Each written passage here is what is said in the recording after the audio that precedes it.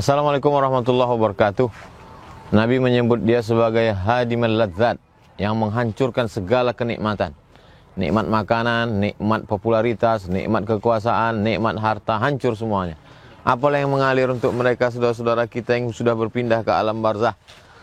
Ya Rasulullah, ummi matat, emakku meninggal. Afa atasaddaqu anha, kalau aku bersedekah apakah pahalanya sampai? Kata Nabi, tasaddaq. Alhamdulillah Yayasan Tabung Wakaf Umat memfasilitasi. Mari kita bersedekah untuk almarhum ayah, almarhumah ibu, almarhum keluarga sahabat. Sedekah beras. Setiap bulan kita salurkan ke fakir miskin du'afa. Transfer ke Bank Rio Kepri Syariah. Nomornya 82021 66662. BNI Syariah BSI 1010 9 6-nya 5 kali. 66666. Atas nama Yayasan Tabung Wakaf Umat. Jangan lupa sertakan kode transfer 09 di akhir nominal transfer. Konfirmasinya ke nomor ini. Pastikan sampai 0852 6541 6060. Berkah selalu. Ma'akal tafa'afnaita, yang kau makan busuk. Wa ma labis tafa'ablaita, yang kau pakai lapuk. Wa ma tasaddaq tafa'amdaita, yang kau sedekahkan. Itulah yang menjadi amal jariah mengalir. Terima kasih. Assalamualaikum warahmatullahi wabarakatuh.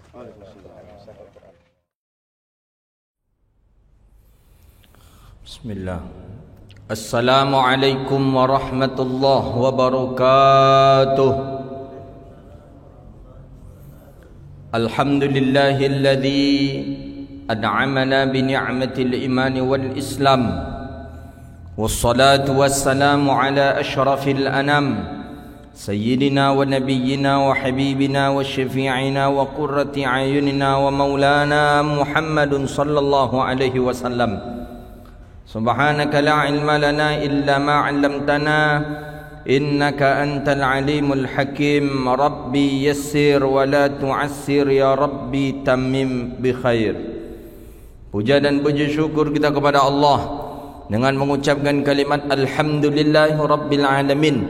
Allah masih izinkan kita untuk menggerakkan hati kita untuk datang ke rumah Allah Subhanahu wa taala. Mudah-mudahan yang kita lakukan hari ini termasuk bagian daripada asbab salah satu dosa kita diampuni oleh Allah Subhanahu wa taala, hendaknya amin ya rabbal alamin. Salawat dan salam kepada Nabi yang agung, Nabi yang mulia, Sayyidina Rasulullah Muhammadun sallallahu alaihi wasallam. Allahumma salli wa sallim wa barik ala sayyidina wa maulana Muhammadin wa ala alihi wa sahbihi ajma'in. Salawatu rabbi wa salamuhu alaika ya sayyidi wa ya habibi ya Rasulullah. Bapak ibu hadirin yang dirahmati Allah Subhanahu wa ta'ala, pada kesempatan kali ini menjelang waktu iqamah salat fardu zuhur ini berkumandang, kita coba mengkupas satu buah hadis daripada hadis Rasulullah sallallahu alaihi wasallam, yang hadis ini dirawikan oleh Imam Al-Bukhari di dalam kitabnya yang bernama Jami'ul Sahih. Hadis ini sahih di dalam Sahih Imam Al-Bukhari. Hadis riwayat daripada Abi Hurairah radhiyallahu taala anhu.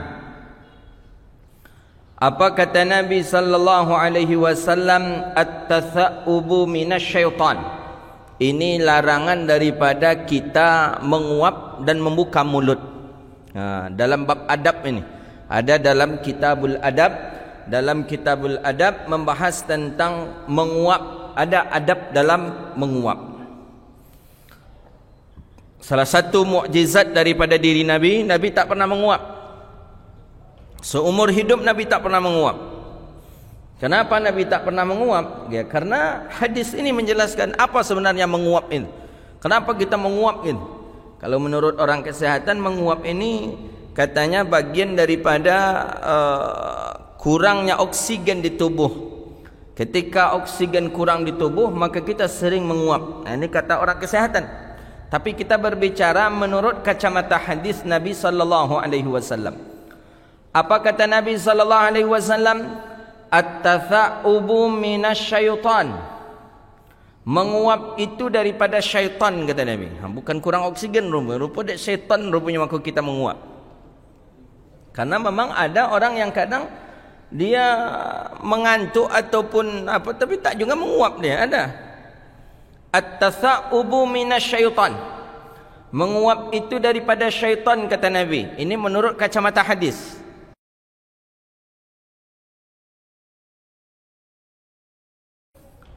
Idza tasa'uba ahadukum, ini Abi Hurairah mengatakan, hadis ini sahih. Apabila menguap salah seorang kalian, kata Rasulullah, faradduhu, pertama kali yang harus dia lakukan fa'amsikuh. Farud ay fa'amsikuh, dia tahan. Jadi kalau menguap paling bagusnya ditahannya. Begitu. Tak nampak dia kalau dia sedang menguap. Itu anjuran Nabi. Tapi kata baginda Nabi sallallahu alaihi wasallam, kalau tak bisa kita menahannya, farudduh, barulah nak kita tolak. Ya, cara menolaknya tutup dengan punggung tangan kiri. Begitu. Tutup dengan punggung tangan. Tak boleh kita buka. Kemudian apa kata Rasulullah? Man tasa'uba wa qalaha dhahakus syaitan. Siapa yang ketika dia menguap kemudian dia mengatakan ha yang dia baca, dhahakus syaitan, maka tertawalah syaitan. Sampai situ hadisnya. Kita ulang balik menterjemahkan hadis. Kita terjemahkan hadis apa kata Rasulullah. Hadis riwayat Abi Hurairah, hadis sahih di dalam Sahih Imam Al-Bukhari. Kata Nabi sallallahu alaihi wasallam, menguap itu daripada syaitan. Siapa yang menguap di antara kalian, maka hendaklah dia menahan. Jadi pertama kali ditahan, itu yang paling afdal. Kalau tak bisa dia menahan, fayuradduh, dia tolak. Maksud dia tolak dengan memakai tangan. Tapi yang paling afdal itu dengan punggung tangan kiri. Begitu. Apa kata Nabi? Faman qalaha 'inda tasa'ubit dhahakus syaitan. Siapa yang mengucapkan kata Nabi ketika dia menguap, dhahakus syaitan, maka tertawalah syaitan kepadanya. Baik, ada beberapa hikmah daripada hadis ini. Apa hikmahnya? Pertama, bahwa menguap ini adalah bagian daripada perbuatan yang tak elok juga. Maka Nabi mengatakan al-tasa'ub minasyaitan, dari syaitan. Maka siapapun kita pasti pernah menguap kecuali Rasulullah. Kenapa Nabi tak pernah menguap? Karena Nabi tak bisa dipengaruhi syaitan. Nabi tak bisa dipengaruhi syaitan. Fa inna syaitan la yatamathaluni, kata Nabi. Sesungguhnya syaitan itu tak bisa menyerupai aku, kata Rasulullah. Makanya siapa saja yang pernah bermimpi dengan Rasulullah, mimpinya hak, mimpinya benar. Kenapa? Karena syaitan tadi tak bisa menyerupai Nabi. Cuman mimpi yang benar itu mimpi dengan Rasulullah.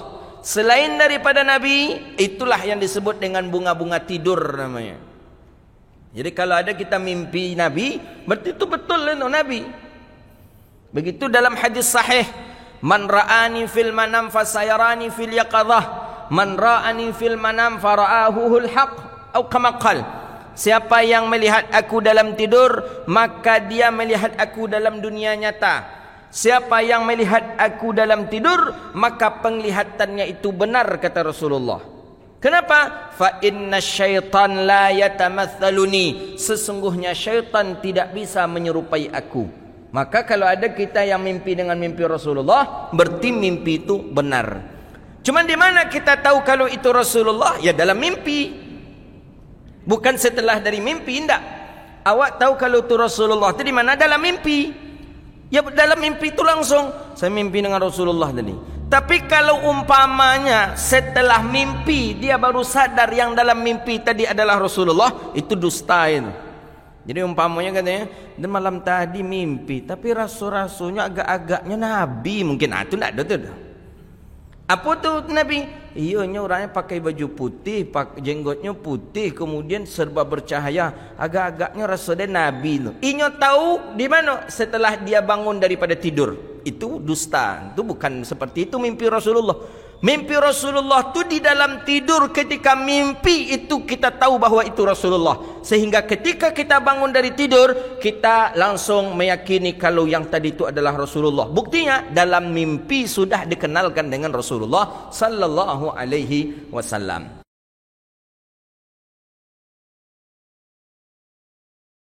Maka oleh karena itu baginda Nabi tak pernah menguap. Tak pernah Nabi menguap. Kenapa? Karena syaitan tidak bisa masuk kepada diri Rasulullah. Syaitan tak bisa menjadi bunga dalam tidur Rasulullah. Maka disebutlah oleh Nabi sallallahu alaihi wasallam at-tatha'ubu minasyaitan, bahawa sesungguhnya tatha'ub. Apa tatha'ub? Bahawa sesungguhnya menguap itu adalah daripada syaitan. Karena itu daripada syaitan, diperintahkan kita oleh Rasulullah, fa'amsik, tahan. Jadi kalau ketika menguap, tahan. Tapi syarat duha, tolak dengan punggung tangan kiri.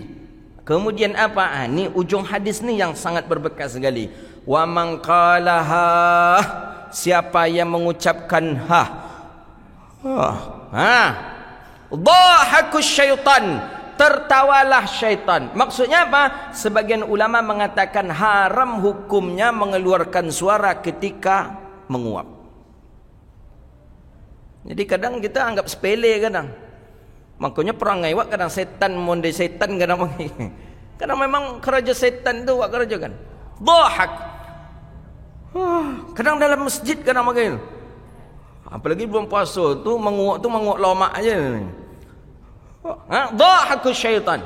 Kenapa Nabi mengatakan syaitan tertawa kepada orang yang mengatakan ketika dia menguap? Fa inna syaitan yu'ayyidu annahu sahibah, bahawa sesungguhnya syaitan bangga.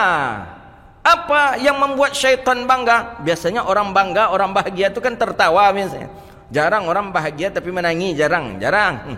Orang sedang bangga, sedang bahagia, maka tertawa syaitan. Karena syaitan sudah berhasil membawa dia bagian daripada temannya syaitan.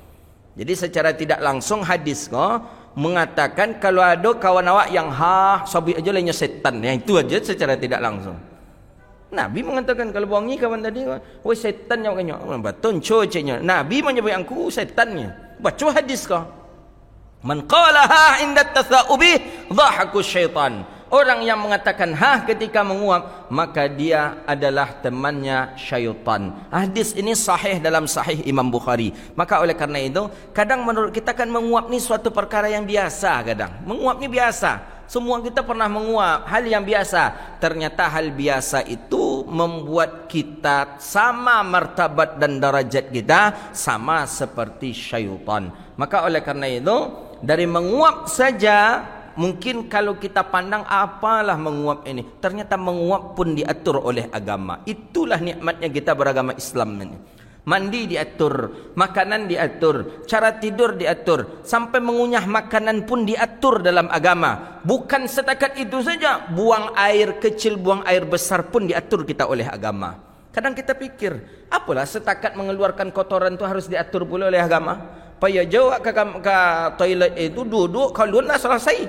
Tapi tidak, agama mengatur cara yang bagus seperti ini. Duduk, engkau keluarkan, setelah itu engkau mendehem. Kan ada dalam aturan agama ketika kita buang air kecil, agar najis kita hilang, agar najis kita hilang dari kita, tidak keluar lagi ketika kita pasang celana, tidak keluar lagi ketika kita pasang kain sarung, agar bersih. Apa aturan agama? Duduk, setelah itu keluarkan air, setelah itu mendehem, setelah itu urut, setelah itu baru dicuci. Najis tidak akan hilang lagi sampai setakat buang air kecil pun diatur oleh agama. Itu nikmatnya Islam ini.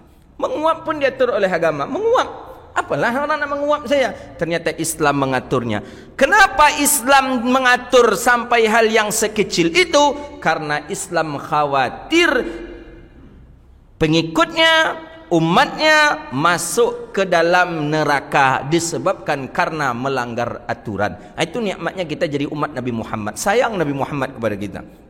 Cara tidur kita diatur Nabi Muhammad, cara makan diatur Nabi Muhammad, cara minum diatur oleh Nabi Muhammad, sampai cara menguap pun diatur oleh baginda Rasulullah sallallahu alaihi wasallam. Maka bangga sekali kita, senang sekali hati kita menjadi pengikut Nabi Muhammad sallallahu alaihi wasallam. Dan yang lebih senang lagi, Allah masih beri kesempatan kepada bapa-bapa, ibu-ibu duduk sejenak mendengarkan hadis-hadis Rasulullah. Kalaupun kita jadi umat Nabi Muhammad, tapi kalau tak duduk di masjid, dari mana kita mendengar hadis ini? Dari membaca, mungkinkah kita membaca hadis yang ratusan juta hadis? Tidak. Dari mana kita mendengar? Itulah salah satu manfaat kita datang ke masjid, duduk di majlis ilmu, salat berjamaah. Setidaknya kita akan mendengar daripada hadis-hadis Rasulullah sallallahu alaihi wasallam. Itulah kajian kita. Mudah-mudahan bermanfaat dan Allah berkahi kehidupan kita dunia wal akhirah. Amin ya rabbal alamin. Subhanakallahumma wa bihamdika, asyhadu an la ilaha illa anta, astaghfiruka wa natubu ilaik. Wassallallahu ala nabiyyina Muhammadin wa ala alihi wa sahbihi ajma'in. Assalamualaikum warahmatullahi wabarakatuh.